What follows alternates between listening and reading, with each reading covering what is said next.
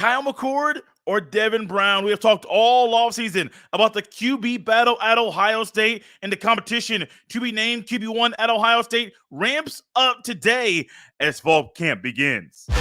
You are Locked On Buckeyes, your daily podcast on the Ohio State Buckeyes. Part of the Locked On Podcast Network, your team every day.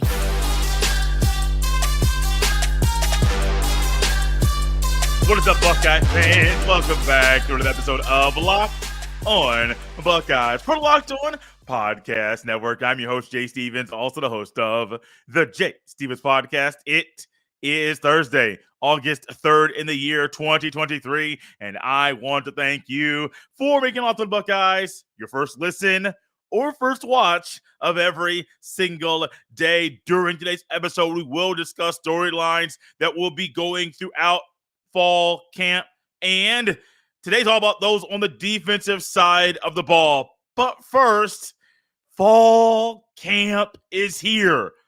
Maybe you call it training camp. Whatever it is, it's the final preparation for the Buckeyes as they head into the 2023 college football season. I am excited. I am hyped about the opportunity that is in front of Ryan Day, Brian Hartline, Jim Knowles, and the other coaches. Kyle McCord, Devin Brown, JT Tuimoloau, Mine Williams, Marvin Harrison Jr., and others. I am excited about what can happen from the Buckeyes, what the Buckeyes can do in 2023. The excitement is something that's been inside of me for quite a long time, but as we think about camp starting today and what this means for the football team, the final preparation for the season, and the few scrimmages that they will have over the next few weeks, there's one thought. There's one thought still in my mind, and I think it's a perfect thought for today's show. Who is going to be the starting quarterback for the Ohio State Buckeyes in 2023? I think it's your question. It's my question. It's Ryan Day's question. It's Brian Hartline's question. I think that they have a thought about who it might be, who might have the upper hand, who might be named QB1. But ultimately, I don't know if they truly know when they'll be able to announce that, make that statement and announce who it's going to be. I just don't know. Regardless of what they know or what they think right now, the battle heats up today between Kyle McCord and Devin Brown. I don't want to tag them and say, oh, it's a competition like they don't like each other. They're not guys. No, they're teammates. Regardless of who wins the battle, they are still going to be teammates. And I think that is something that is very pivotal.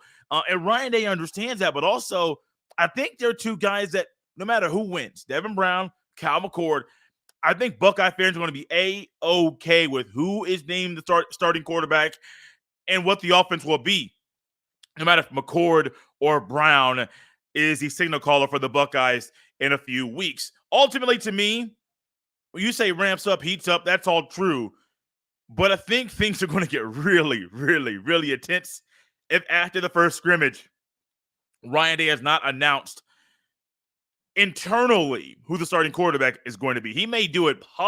He may not do it publicly, but internally, if there is not a leaning either from him or Brian Hartline or Corey Dennis or any other players or the quarterbacks, if they're not leaning one way or another after that first scrimmage, buddy, that talking about things getting ramped up and heating up today, it's going to be a lot hotter if after that first scrimmage Day's like, I don't know who my guy is. I don't know if it's Brown. I don't know if it's McCord. Ryan Day said at Big Ten Media Days, and he also said yesterday when talking to the media, kind of a preview to fall camp, he said that he would like for someone to emerge within the first 2 weeks of fall camp. I'm with him. Okay, I would love for it to happen too. Ultimately, I would have loved for it to happen at the end of spring practice so you could know, hey, it's McCord or Brown and ride with that guy throughout the rest of the offseason. There's a thought that says maybe Ryan Day held out in naming the starting quarterback to preserve, and so he didn't lose one of the two guys during the second transfer portal window being open in the offseason. Okay, I'm not naive to that. That is a thought out there. But also there's this thought. The battle was so close and so intense, and sometimes neck and neck, Ryan Day couldn't make a decision. Ryan Day could not say who the guy was. Even back a couple years ago when CJ Stroud versus, I believe, Jack Mill III. I think a lot of people realized it was Stroud's game, and Stroud was going to win that battle all offseason, even though he wasn't named QB1 until fall camp, probably first around the same time that Dave plans on making an announcement about it here this season, it was kind of an easy thing that Stroud was the guy. I don't know if that's the case right now, at least in Ryan Day's eyes. But for him to make the same statement, it's good coach speak, honestly, and probably reality that his timetable to make the announcement or decide who QB1 is going to be, at least for someone to emerge, is coming up soon. He would love for it to happen quickly. If it doesn't, do Ryan Day, Brian Hartline, Corey Dennis, and the other offensive coaches let this thing ride out into the regular season? Okay, maybe. But what are you going to do? You got to play two quarterbacks against Indiana. You could probably start either one and win the game. Are you going to play two quarterbacks against Youngstown State and Western Kentucky in hopes that somebody emerges as the starting quarterback going into the game against Notre Dame? How are you going to figure this thing out if it goes into the regular season? That's my question, and I don't have the answer for it. Like, I would love to come on here and say, here's how you do it. Here's the answer. Jay went into his lab and got a pen, got some paper, and just started jotting stuff down and scratching, throwing paper away. Oh, that don't make sense. So let me go back to that. It didn't make sense 20 minutes ago, but it makes sense now. Your boy don't have all the answers. And part of me wonders if Ryan Days does as well. You want to say, well, it worked for a certain team, our rival, a year ago, but they also had a cupcake schedule and didn't open up against a Big Ten opponent. That's reality. Also, if you go into a season planning to play two quarterbacks, I saw with the Buffalo Bills, well, that team was not even going to win a Super Bowl, but I saw with the Buffalo Bills, and when I was Doug Flutie, and I forget who the other quarterback was, when I was a kid, and I'm like, why are you playing two guys? Okay, cool, it's fun, but reality, it wasn't conducive for the Bills to be successful. Buckeye fans saw it in 2015. No. Nobody wants to repeat of that season. Not just, and I was reminded about Ezekiel Elliott calling out the coaches after the Michigan State game, making the statement public. Okay, cool. We don't want that. But also, we don't want to see a repeat of the QB competition and debacle and fiasco that was the 2015 season. What do people want to see? Really good quarterback play. What do people want to see? A quarterback that is good at leading the offense, knows what to do, and handles every situation properly. Kyle McCord versus Devin Brown. The battle heats up today, and trust me, this is a topic we're going to be talking about probably every day until someone is named QB1 for your Ohio State Buckeyes. Coming up next to talk about offensive storylines for fall camp today's all about the defense. Which one's the first topic on my mind? We'll find out next on Locked On Buckeyes. This episode is brought to you by LinkedIn Jobs. These days, every new potential hire can feel like a high-stakes wager for your small business. You want to be 100% certain that you have access to the best qualified candidates available. That's why you have to check out LinkedIn Jobs. LinkedIn Jobs helps you find the right people for your team faster and for free. It's easy and free to create a job post on LinkedIn Jobs. Once you create your job post, add your job in the purple hashtag hiring frame to your LinkedIn profile to spread the word that you're hiring. Simple tools like screening questions make it easy to focus on candidates with just the right skills and experience so you can quickly prioritize who you'd like to interview and hire. LinkedIn Jobs helps you find the right candidates you want to talk to faster. Post your job for free at linkedin.com/LockedOnCollege. That's linkedin.com/LockedOnCollege to post your job for free. Terms and conditions apply. Thanks for making Locked On Buckeyes your first listen every single day. This week starts something that we have not done in 2 months here on the show, and that is have 5 shows a week, 5 days a week. That is what we do here at the Locked On Podcast Network during the season. Had a 2-month off season, but the show is back 5 days a week for your enjoyment. Subscribe on Apple, Spotify, the Odyssey app, or even on YouTube, so you can easily access Locked On Buckeyes every Monday through Friday. If you're on YouTube, hit that subscribe button, smash the like button on this video, and hit that bell so you are notified every time a new video goes live. Locked On Buckeyes is a part of the Locked On Podcast Network, your team every day. storylines going into fall camp. They are something that I think if we put a poll out there, you may say you have your own thoughts, you have your own opinions as far as very important storylines for the Buckeyes going into this portion of the offseason.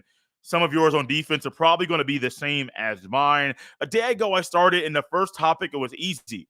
It was a topic we started today's show with. Who is going to be the starting quarterback for your Ohio State Buckeyes in 2023? That was the easiest way to kick the show off today, and I do believe yesterday. That's not only the most important storyline going into fall camp for the offense, I think for the entire team. That is the most important storyline. Now, I don't have time to go through all of the storylines that are in my head for Ohio State's defense going into this portion of the offseason. However, I do believe that the first one on my mind will start up front. It's a guy in Jack Sawyer who many people believe will be the consistent starter opposite JT Tuimoloau for Ohio State's defense this year. I don't know if that's the case. My question is, who is the consistent starter opposite Tuimoloau on Ohio State's defensive line? Ryan Day made a statement about Kenyatta Jackson Jr. at Big Ten Media Days, and I'm sitting here like, if this is true,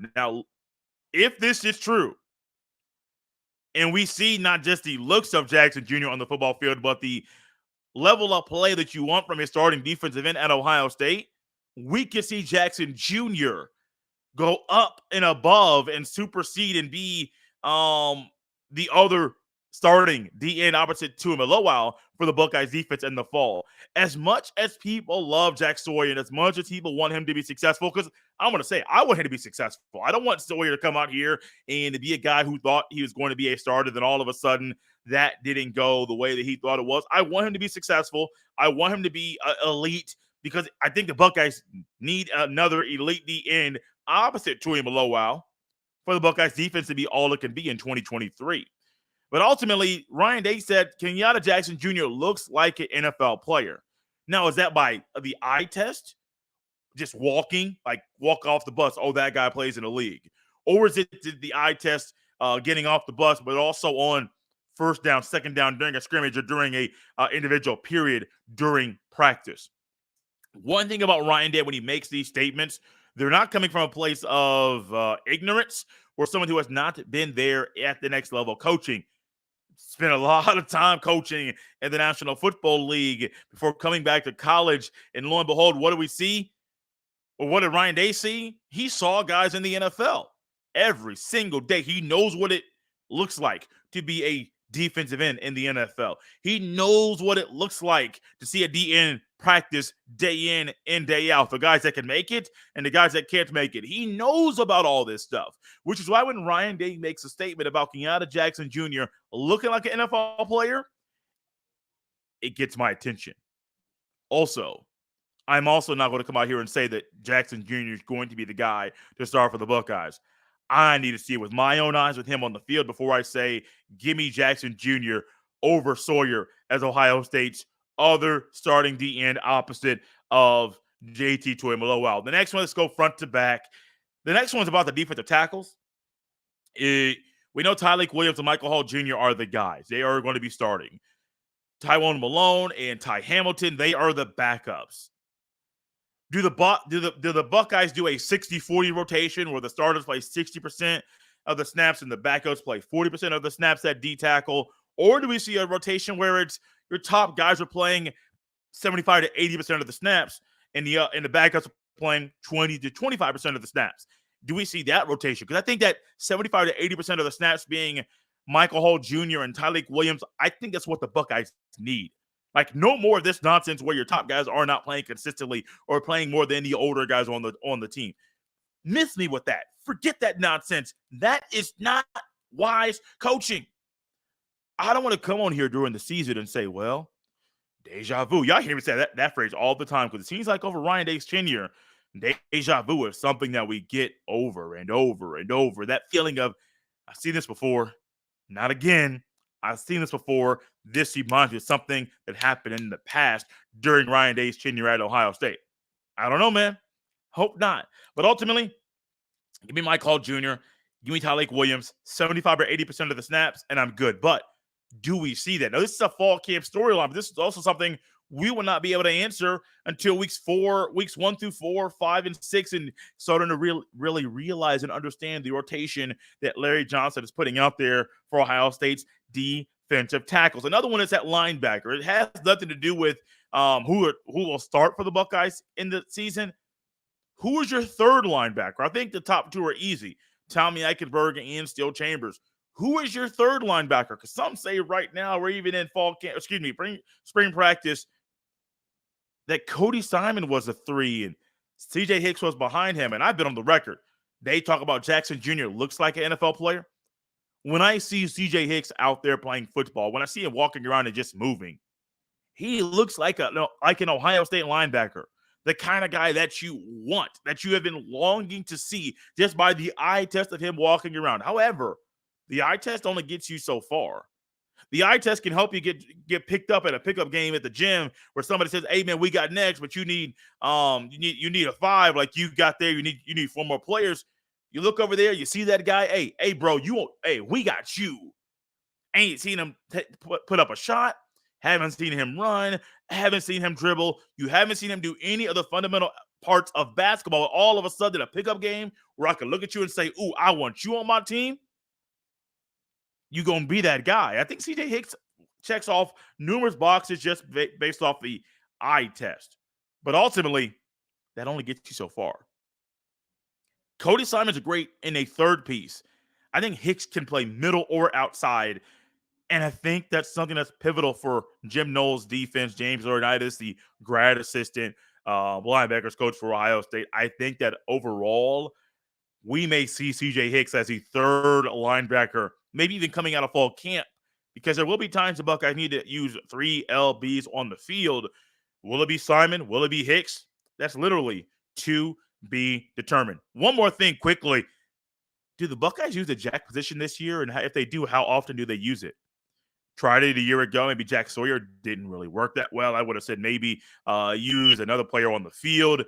I have been on the record. You don't want to have a DN linebacker, a guy who is more of a DN than linebacker being your jack position.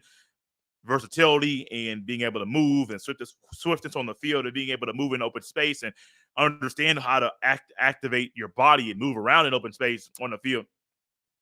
Don't think that was a wise decision. Is it Mitchell Melton? Probably. Do they need him? That as well is to be determined. Got a few more storylines going into fall camp. They're all about Ohio State's defensive backfield. I can go position by position and talk about things that are on my mind about this unit. What's on my mind? We'll find out next on Locked On Buckeyes. This episode is brought to you by Billiards Plus. Billiards Plus has the best selection of pool tables, game tables, shuffleboard tables, and more. And the best service in Central Ohio.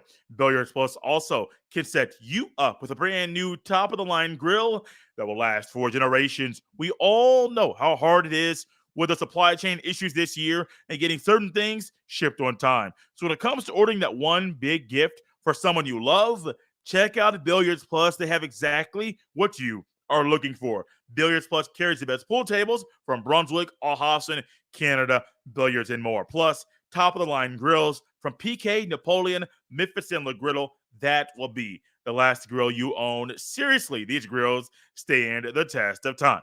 No matter the season, Billiards Plus has you covered for all your indoor and outdoor entertainment needs.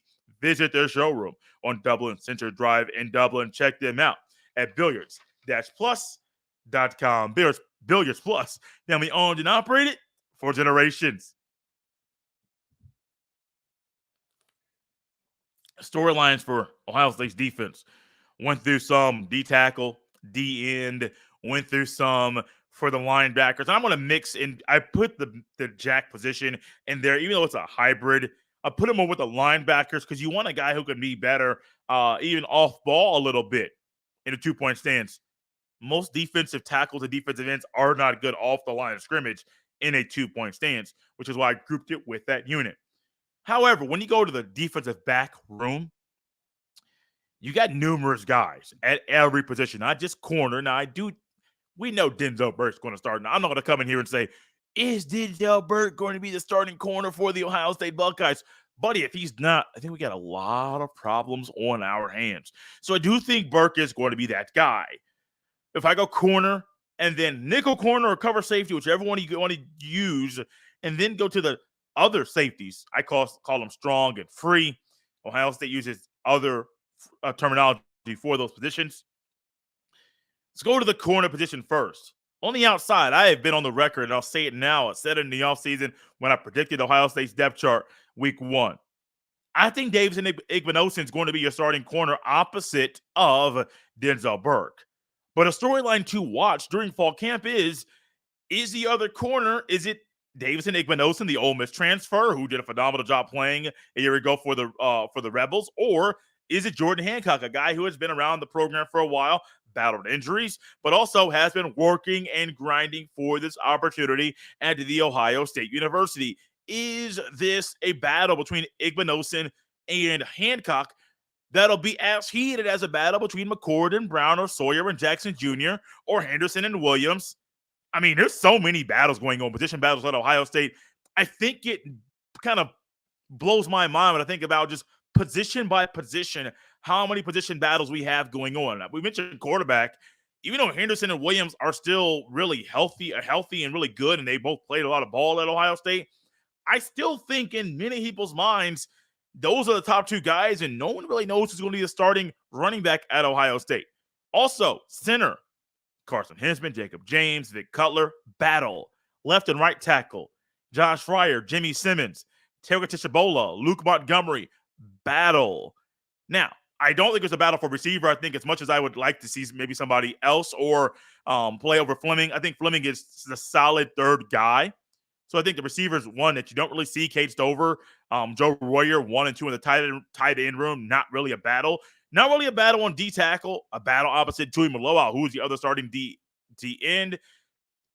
Not a battle for the jack position. It's more so, do they use it? Linebackers, no. But, buddy, we can go quarterback, running back, center, left and right tackle. I mean, you got defensive end, battle at corner, battle at cover safety or nickel corner, whatever. So many position battles at Ohio State. This isn't just for like third or fourth in the corner room. This is for 1 and 2 at that position. So Igbinosun is my guy. I think Davison Igbinosun's the guy. I think he came in and he was transferring in to start. I do believe he is going to be that guy. But am I going to be proven wrong? Is what we're going to see from them over the next few weeks going to show Hancock should start, not Igbinosun? Gotta wait and see. Literally have to wait and see. We'll be anxiously watching and looking to get all the news and notes from fall camp. You can be right here locked in. We'll be providing daily updates and daily news in regards to things going on with position battles or day calling plays or day not calling plays. That's something else we'll be talking about probably next week in regards to Ryan Day calling plays for the Buckeyes offense in 2023. Another position battle. And this one is more of a battle because of an injury that Jahad Carter suffered during the offseason. Jahad Carter is a safety transfer from Syracuse. Started at Syracuse, came to Ohio State because he loved the scheme and he liked the versatility that Jim Knowles wants from the safeties. And also, he likes the importance of Jim Knowles wanting the safeties to drive the defense. As weird as it sounds, maybe that's not the best defense. Maybe it is. I think everything from when a defense starts up front, as much as you want the safety to drive things, but you better put an emphasis on those front four, because if not, it don't matter if you have 3 All-Americans in the back end. They won't be as successful as they want to be or as they could be because the guys up front aren't getting the job done. Is it Cam Martinez or is it Jahad Carter as a nickel corner or cover safety for Ohio State? Also, outside of that, you got Joshua Proctor. You have Lathan Ransom, who I believe Proctor is going to be the starting free safety, Ransom more the starting strong safety. Does Sonny Styles emerge and play so well that he needs to play? And if so, does that mean Proctor is going to be taken off the field and Ransom will go back to free, Styles at strong? I don't think you're going to see Sonny Styles back roaming the back part of the defense. However, I think it's an easy thing. I think Ransom's more versatile, and I think he's probably more of a solid football player. Will probably get drafted higher in the upcoming draft. And we do some more summer scouting with my guy, Ryan Roberts of Rise and Draft Scouting, looking ahead to the 2024 NFL Draft. Ryan's already looking forward to talking about the medicals of Joshua Proctor in our summer conversation in regards to previewing next year's draft from players that are eligible to get drafted at the Ohio State University. So many storylines, man. What are yours? What are your storylines? What are you looking forward to? What are things that are piquing your interest about Ohio State as fall camp begins today? Tweet at me at jstevens07, slide in the DMs at jstevens07 on the Twitter, or I can't even say the Bird app anymore. Like, I used to enjoy saying the Bird app and use it as a nickname for Twitter. X? Zeet? What are we doing? I understand, like, wanting to rebrand and make it different than the previous thing. Twitter was okay before. I understand you want to own it, buy it, own it, make money, great. If it ain't broke, don't fix it. And I think there are things that are being fixed or altered that weren't broken to begin with. Just a philosophy that I try to abide by in my life, and I wish other people did as well. Also, Instagram. You can message me on there at jstevens07. Send your emails to jstevens317 at gmail.com. Numerous ways to get a hold of me, numerous ways to connect and have a conversation with me outside of the space of this here podcast. Coming up tomorrow, we will discuss the QB battle, things that went down during the first day of fall camp, and other news and notes that come out of Ohio State's first practice of training camp, heading into the week 1 matchup against the Indiana Hoosiers. This has been Locked on Buckeyes here on a Thursday. I'll see you next time.